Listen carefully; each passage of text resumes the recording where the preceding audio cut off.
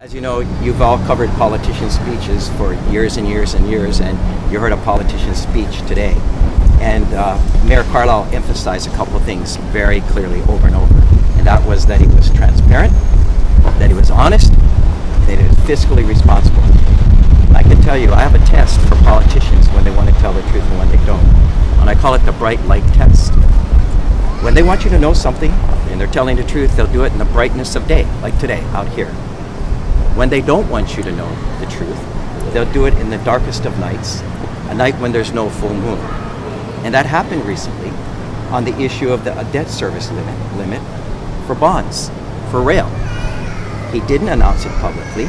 He tried to slip it under the radar. And, like all good reporters, you guys discover it. This shows a total disregard for the public in my mind. And by the public, I mean all of you guys here, all the people in our city and county of Honolulu that pay taxes, our families, our friends. And I believe that Mayor Carlisle owes all of us an apology. This kind of behavior is unacceptable. I'll tell you one more thing for those of us who favor rail. Mayor Carlisle is not up to for the task. He needs to focus on this project every day with laser-like ability. Not be traveling, but staying here and addressing the problems. He is setting this project backwards. This is not a job for an amateur. It needs much more leadership than we're seeing. So what would you do differently if you were in his spot? I mean, you were in the mayor's spot. How would you? I would have publicly announced that we're going to be exceeding the bond limit. I don't think there's any secret in doing it. We're obligated to tell the council, and I would do it in the bright light of day. Because by not doing it in the bright light of day, you create mistrust, you create fear, and that sets the project back. And I think there needs to be more of this kind of dialogue with all of us, with the public, on all the issues. Some of them are ones you may not want to talk about, but if you don't, it's going to set the project back even further. But he told us that he will be taking a bigger leadership role in rail. Well, he may say it, but his actions speak volumes. We've seen a lot of actions that have not done that. So I'll leave it at that. I'll tell you one other thing I would do if I were mayor. I'd give credit where credit is due. And one thing he talked about a lot today is savings that he's created, and he's going to use it to fund different things. What he doesn't say is where the bulk of that savings comes from. And where it comes from is both the Honolulu Police Department and the Honolulu Fire Department during APEC. He talked about APEC. He gave a lot of credit to himself and generally to the employees of the city and county of Honolulu. But he didn't disclose the fact that a lot of these savings came because the Honolulu Police Department, Honolulu Fire Department planned well ahead, did a lot of their training during regular duty time and not during overtime, and resulted in millions of dollars of savings that they gave back to whom? The city, that he's now going to use and claim credit for other things. I would have given credit to those two departments, particularly those two departments, because one, it is about public safety during APEC, and particularly if the police weren't doing their job, we'd had total gridlock and we'd have failed in the whole effort. But did you hear him give credit today to the Honolulu Police Department, to the men and women in blue, or to the Honolulu Fire Department? Not in this context. Well, he gave credit that they endorsed you. I don't know if did he do that today? I didn't hear that. No, not during his speech. During his maybe interview. that's why he did. Maybe that's why he didn't give credit, because he knows I got the endorsement of the police department, and I'm working hard to get it from our other public safety groups too. Maybe that's why. And that is a politician for you. Not giving credit to people who are not supporting him. I think as a mayor, not as a politician, you need to give credit to those who are working hard to help us all succeed. And they definitely worked hard. And they were an instrumental part of APEC being a great success.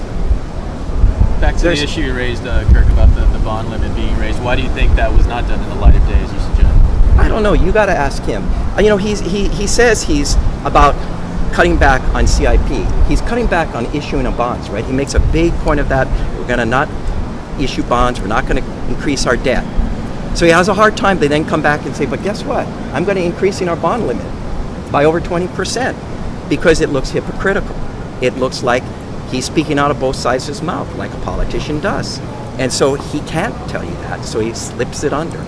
They're saying that the information was actually included in the budget process, and it was there if Ernie or whoever bothered to read the information.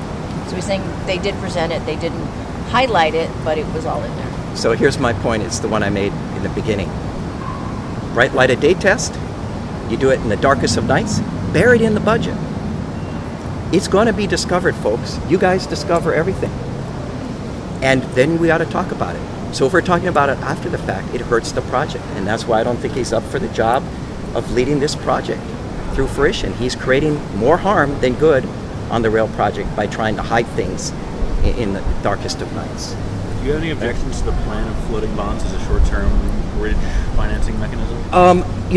One thing I like to say is, in a slow economy, I think floating bonds for infrastructure projects are exactly the right kind of thing we should be doing. This is about creating jobs for all of us now, not down the road, but right now, so we give people hope so they can pay their mortgages, feed their families, and feel, that life here is worth it. And so floating of bonds is something we need to do, and we need to do it for rail, short term. But I also support floating of bonds for road repaving. You heard the mayor today saying our roads are bad, and it's not his fault. Another politician, blame it on someone else. But he doesn't say whether he's going to repave those roads. When I was at the city, I expedited road repaving by $155 million or so. Don't hold me to that. In the range of about 155 million. And why did we do that? To put work out on the street now, to create more jobs. And guess what happens when you do it in a slow economy? What happens? The bids come in lower, and you can actually do more with the money you have. We should be doing more of this. And as the mayor mentioned himself, right now, interest rates on bonds are so low, it makes sense to issue them. So we should be creating more jobs, stimulating our economy, doing our road repaving, and yes, building rail. But doing it in an open and transparent way, not awarding Ansaldo contracts months before HART was created. Another huge issue, he recognized Ansaldo Gray, said, I know people are worried about it. He created that problem. He could have waited for HART. Another 2 months, HART could have awarded it. Guess what? Maybe they wouldn't have. Maybe the problems would have come out by then. All of you discovered those problems within days of his announcement. And this is the biggest project of all the awards for rail, 1.4 billion. It's the guts, it's the hearts, it's the heart, it's the brain of the system. Extremely unfortunate, and I think a mistake by this mayor. He should have let HART have done it. HART was created to do it, and they've been doing it since. And they would have done a better job of it, I'm sure. No grand new projects announced by the mayor in his State of the City address. Is there anything outside of what the mayor mentioned that you would do for the city? Any grand vision, any new projects? Well, I do have my vision. I'd have to say that most of the projects he talked about were projects that were initiated in the administration that I was a part of, either as a managing director or acting mayor. Most of them, H-Power, we had started that. It goes on and on and on. The consolidated motor pool. I mean, there's one thing after another that he mentioned that were initiated by the previous administration, including our excellent bond rating. That didn't occur overnight. We had an excellent bond rating before. What I'd say as mayor, I would, one, be more open and transparent. And I would focus on all the nitty-gritty issues that need to be addressed.